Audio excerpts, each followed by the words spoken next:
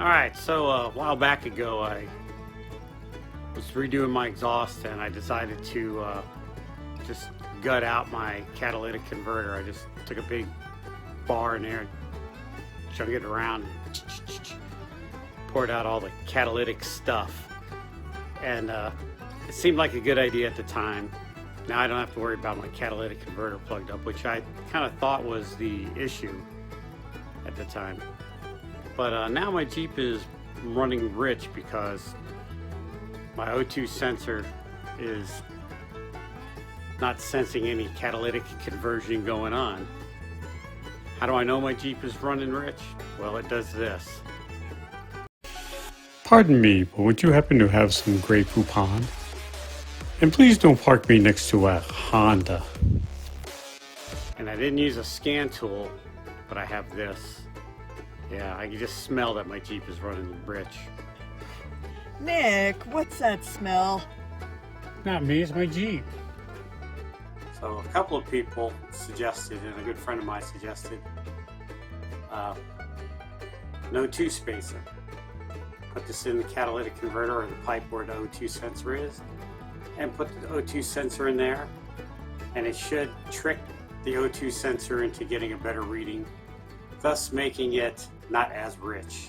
And just because I prefer my Jeep to be dirt-ass poor like me. I don't like rich Jeeps. You know, they get all snotty and highfalutin thinking they're better than other Jeeps when they're not. To do this, I just need a wrench. Now, you can get the O2 sensor wrench. It has a little thing in there that goes over the wire, fits on there, turns it. What always worked best for me, 7/8 box end wrench. And your O2 sensor might be different than 7/8, but I have not come across an O2 sensor yet that was not 7/8. And you snip the wire off if you're replacing the O2 sensor, so you fit the box end wrench on there. And then you can kick the living snot out of it or put a bar on it or whatever and get it off. Or you can even put a socket where it breaks apart. But I'm going to try this. Whenever you change your O2 sensor, use lots of this, anti-seize, and then taking it off will make it easier. Another trick you can do is start your Jeep up, drive it around town, whatever, come back home, park it, crack it loose, and then go have a sandwich because you don't want to work on a hot ass vehicle. But anyhow, so let's go see if this solves my problem. The O2 sensor there, this thing here, it's kind of warm because Wendy and I just went and got burgers. Hot date, so it's really hot. See? That's hollow. No, it's really not hot. Oh well. So, let's see what we can do with the O2 sensor wrench here.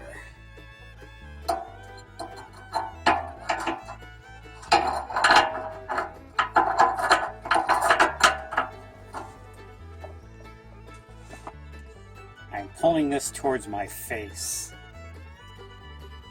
Yeah, everything's gonna be okay.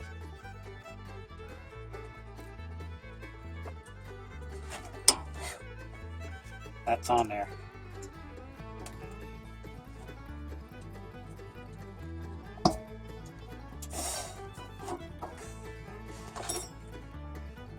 So what happens a lot is, because of the slit, it spreads apart. We're going to see if we can put the box end on it. I have to unplug it for this. Let me shut the camera off. Alright, almost forgot. A little bit of PB Blaster. Alright, we'll let that soak in. Here's the end of the thing.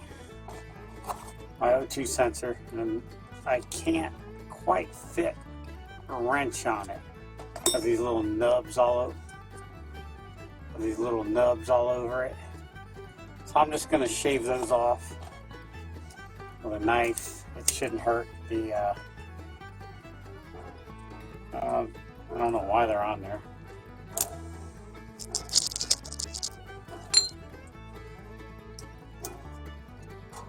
These two here had to lock it on, so I'm going to avoid cutting those off. These other ones, I'll just whittle away while we're waiting for the PB Blaster to soak in. I think what I'm going to do is I'm going to cut all these nubs off and just zip tie the connector together. And probably change the O2 sensor. You're supposed to change them every 80,000 miles. And I replaced them probably about 5 years ago. I don't know if that's, I haven't checked the mileage on it, but they're probably due. Look at that, like a glove. Alright, so now the wrench goes on there.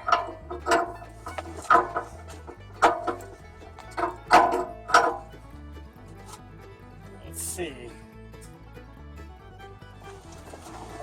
Righty tighty, lefty loosey, huh? God damn. Several methods of leverage, because I think that's what we need. The daisy chaining a wrench, which my dad always told me not to do because you're going to break two tools at once.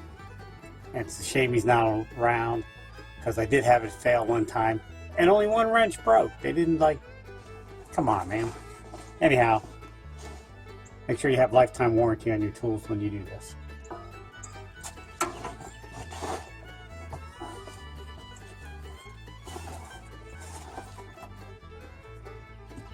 Let's conveniently wrap that around the drive shaft. Nothing will happen there, huh? Alright, so.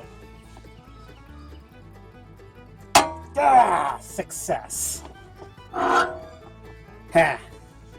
Other way would have been a piece of pipe, which this pipe's not big enough for this wrench, but you get a piece of, this came off of a jungle gym, smashed flat, or a barbecue grill. Third method is hammer. Hammer toward your face is always preferred.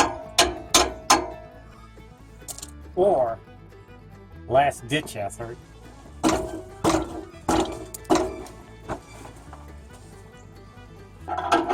alright, when you're backing out old rusty stuff, I always 3 turns out, 1 turn in. And then a little bit of this, as my buddy Mike says, lub. I think he can't pronounce the E. Who knows?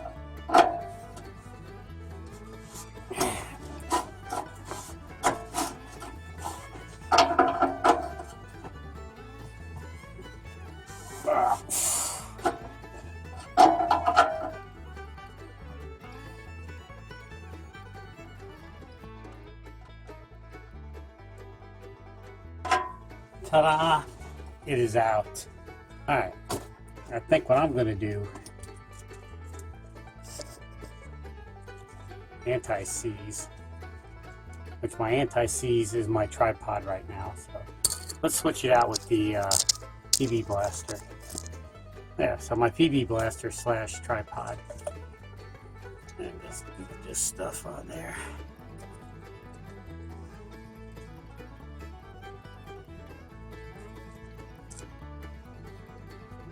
I figured all that. It's going to help that not stick again. And I should have ran this in there too to make sure my threads in my faux catalytic converter is clear, but I'm pretty confident they are.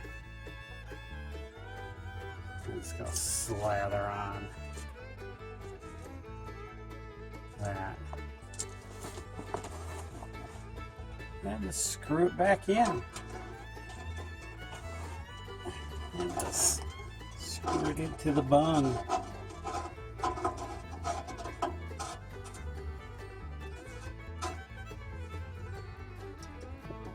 Now these threads are feeling a little tight. I've got a chaser I'm going to put in there. Let's leave this hanging over the drive shaft since it's all covered in goop.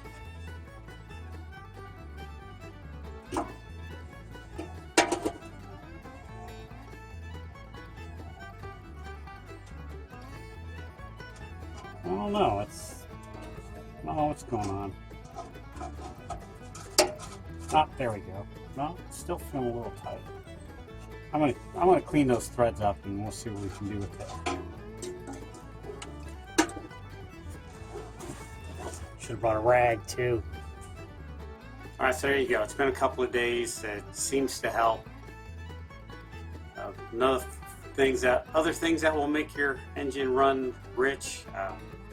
Low operating temperature. For some reason, your operating temperature is not up to, say, 180 or 190.